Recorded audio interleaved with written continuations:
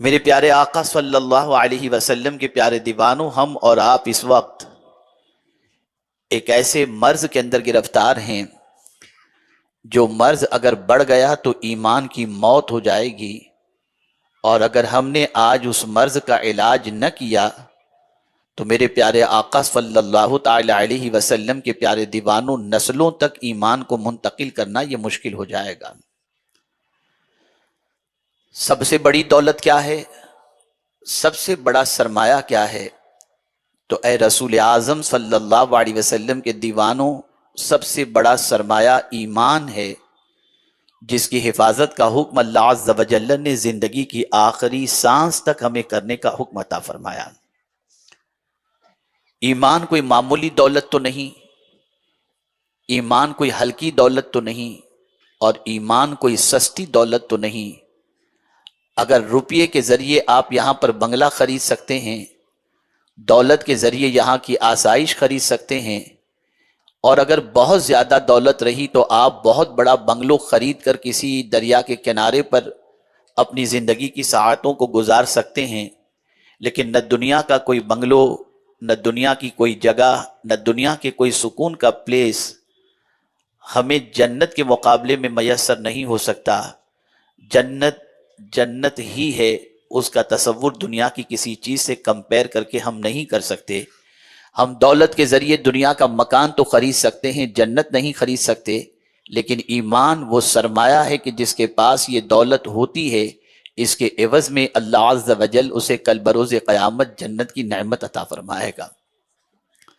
یہی وجہ ہے کہ صحابہ کرام علیہم الرضوان اپنے ایمان کی فکر کرتے، تابعین اپنے ایمان کی فکر کرتے، اولیاء کاملین اپنے ایمان کی فکر کرتے، اور تحفظ ایمان کے سلسلے میں اپنی زندگی کی ساعتوں کو گزارتے ہوئے نظر آتے۔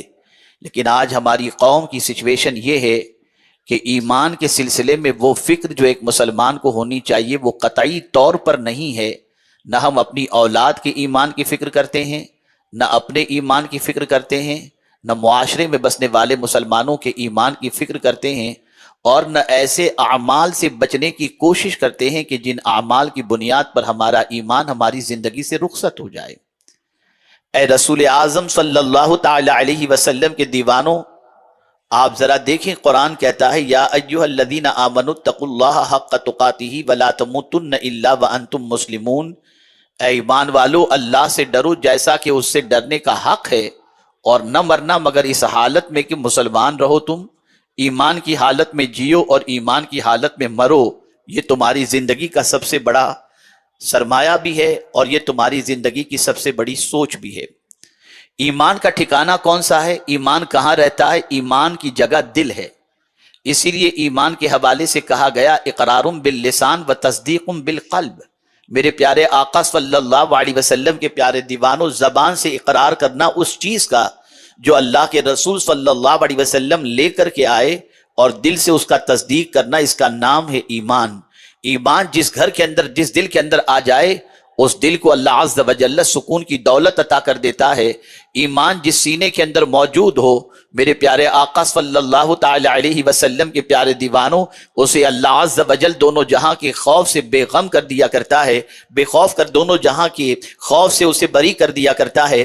آپ ذرا دیکھیں، اللہ عز و جل نے اولیاء کی شان جو بیان فرمائی وہ یہی تو ہے کہ الا ان اولیاء اللہ لا خوف علیہم ولا هم یحزنون الذین آمنوا وکانوا یتقون۔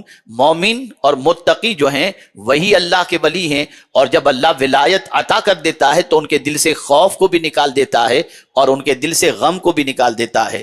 میرے پیارے آقا صلی اللہ تعالی علیہ وسلم کے پیارے دیوانوں، ایمان انسان کو سکون کی دولت عطا کرتا ہے، ایمان انسان کو اطمینان کی دولت عطا کرتا ہے، ایمان انسان کو قرار عطا کرتا ہے۔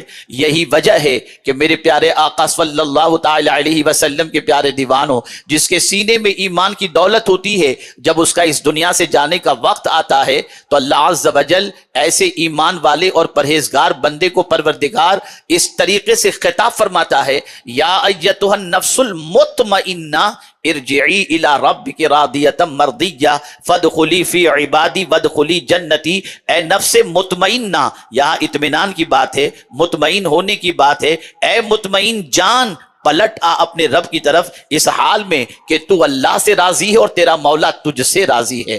آپ ذرا مجھے بتائیے، ایمان سینے کے اندر ہو تو اللہ اطمینان کی دولت عطا کرتا ہے۔ آج آپ دیکھیں، ہم اخبار پڑھنے کے بعد، نیوز دیکھنے کے بعد، یوٹیوب پر سماچار سننے کے بعد ہماری طبیعت میں بے قراری اور بے چینی پیدا ہو جاتی ہے۔ اللہ والوں کا حال دیکھیے، خود سرکار امام عالی مقام کی زندگی کا مطالعہ کیجئے تو آپ کو پتا چلے گا کہ نگاہوں کے سامنے 22,000 کا لشکر جرار موجود ہے، لیکن امام حسین بے چین نظر نہیں آتے، بلکہ تلواروں کے سائے میں بھی یہ کہتے نظر آتے ہیں، جیوں گا تو اسلام پر اور جان بھی دوں گا تو اسلام پر۔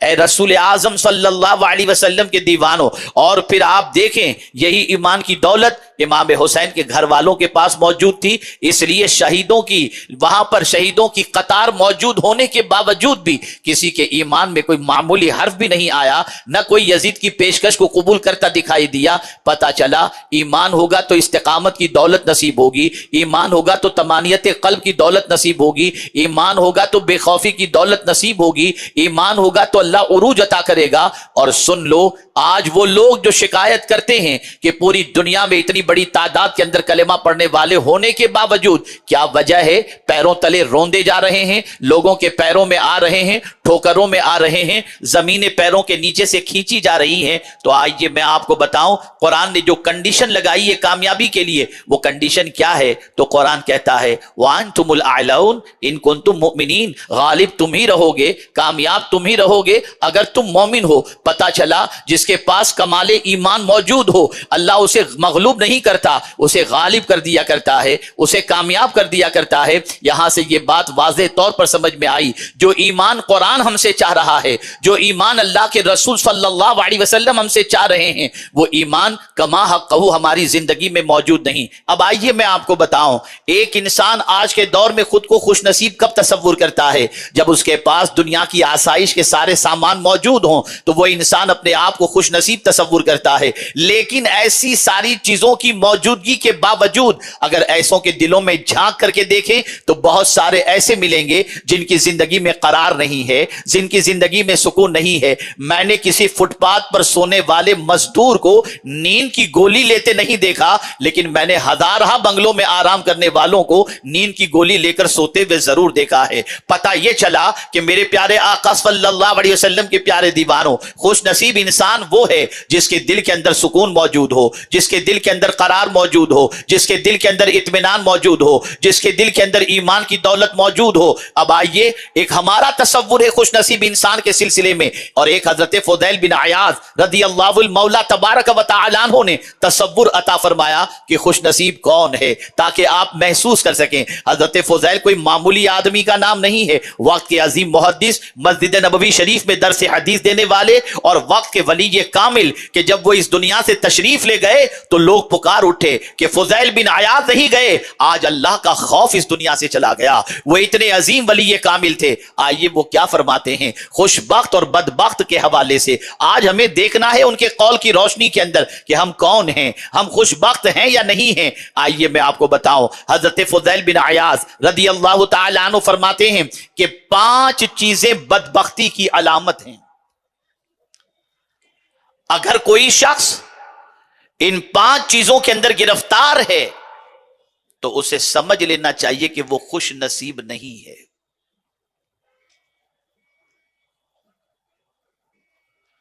5 چیزیں۔ نمبر 1، القسوۃ فی القلب۔ پہلی چیز، دل میں سختی۔ دل اگر سخت ہے، دل پر اللہ اور اس کے رسول جل جلالہ و صلی اللہ علیہ وسلم کے ارشادات کے اثرات نہیں ہوتے، اور اس کے دل کے اندر کسی کے لیے نرم گوشہ نہیں ہے، اگر اس کا دل اتنا سخت ہو گیا کہ پریشان حالوں کو دیکھنے کے بعد بھی اس کے دل کے اندر نرمی پیدا نہیں ہوتی، اور اس کا دل اسی طرح سے سخت ہے، نہ مہربانی کا جذبہ، نہ نرمی کا جذبہ، اور نہ کسی کی پریشانی کو دیکھنے کے بعد اس کے دل کے اندر کوئی محبت کا گوشہ پیدا ہو، اگر یہ کیفیت نہیں، اور دوسرے اینگل سے فرمایا گیا کہ اگر اس کے کانوں تک اللہ عز و جل کا ارشاد پہنچے، اس کے رسول صلی اللہ علیہ وسلم کا ارشاد پہنچے، اور اس کا دل نرم نہ ہو اور ویسا ہی سخت رہے، اس انسان کو سمجھ لینا چاہیے کہ وہ خوش نصیب نہیں ہے۔ القسوۃ فی القلب۔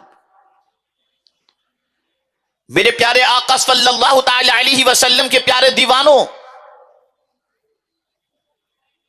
بعض وہ لوگ ہیں جن کا دل پتھر سے بھی زیادہ سخت ہے، کالحجارۃ او اشد من القسوہ، پتھر سے بھی زیادہ سخت۔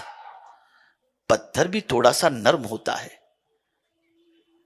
جس کے بارے میں قرآن مقدس میں اللہ عز و جل نے فرمایا بعض پہاڑوں کے پتھر تو ایسے ہیں کہ جب ان کے سامنے اللہ کے خوف کا معاملہ آتا ہے تو وہ وہاں سے گرتے ہوئے نظر آتے ہیں خشیت ربانی کی بنیاد پر۔